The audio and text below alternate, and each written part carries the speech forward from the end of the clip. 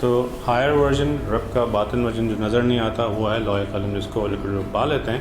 تو اس کے راز پا لیتے ہیں، اور وہ پھر جو ہے وہ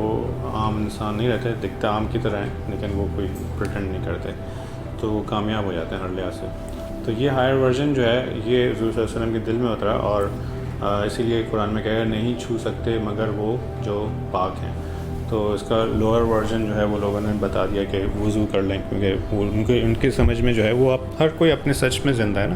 تو ان کا سچ یہی ہے کہ وضو، حالانکہ وضو نماز کے لیے صرف آسان کیا ہے، اور اصل میں بات یہ ہے کیونکہ اسرار احمد جو کہ بہت ہمارے عالم ہیں، انہوں نے بھی یہ بات کہی ہے کہ اصل اس کا مطلب یہ ہے کہ ان کے دل پاک ہیں، وہ اس چیز کو چھو سکتے ہیں یعنی سمجھ سکتے ہیں۔ تو یہ اگین ہائر ورژن ہے اس کا۔ اب ایک اور چیز اسی میں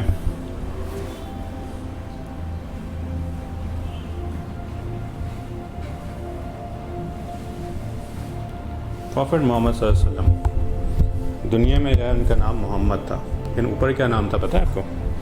احمد، ان کی روح کا نام احمد تھا۔ تو اس روحانی ورژن کو کچھ لوگ دیکھ سکتے تھے، لیکن کچھ ایسے بھی حضور صلی اللہ علیہ وسلم مل کے بھی گئے جو کہ حضور صلی اللہ علیہ وسلم کے ماننے والے بھی نہیں تھے۔ اگر وہ اس روحانی ورژن کو دیکھ لیتے تو پھر وہ بھی ایمان لے آتے، لیکن نہیں دیکھ پائے نا۔ لیکن کچھ لوگ تھے ان کو دیکھ کے اتنے عاشق ہو گئے کہ ان کو پوری زندگی بدل گئی ان کی۔ تو وہ جو جسم تھا حضور صلی اللہ علیہ وسلم کا، اس میں جو دیکھ سکے ان کو، وہ فزیکل لیول پہ دیکھ سکے، لیکن اوپر والے لیول پہ جن کا اندر دل زندہ تھا،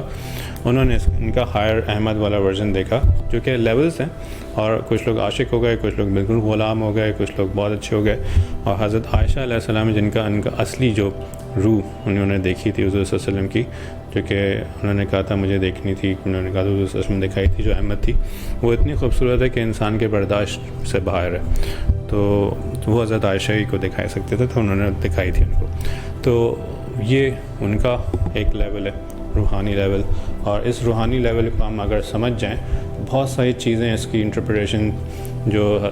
امام مہدی کے بارے میں انٹرپریٹیشنز ہیں کہ ان کے ماں کے نام وہی ہوگا جو حضور صلی اللہ علیہ وسلم کا نام ہوگا، باپ کا نام، ان کا نام بھی وہی ہوگا جو حضور صلی اللہ علیہ وسلم کا ہوگا۔ یہ اس لیول پہ سمجھنے کی چیزیں ہی نہیں ہیں، وہ اس لیول پہ سمجھنے کی چیزیں ہیں جو سمجھتے ہیں کہ ہمارے جسم میں ایک قلب ہے اور ایک لطائف ہیں، اور لطائف ایک دوسرے سے ٹرانسفر ہو سکتے ہیں، بہت ساری چیزیں اس لیول پہ ہی سمجھی جا سکتی ہیں۔ تو اب زمانہ کیونکہ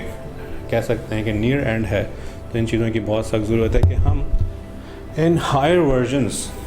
جو ڈے اینڈ نائٹ کا ہائر ورژن، اب آپ بتائیں کیا ہوتا ہے، دن اور رات کا ہائر ورژن، اسی طرح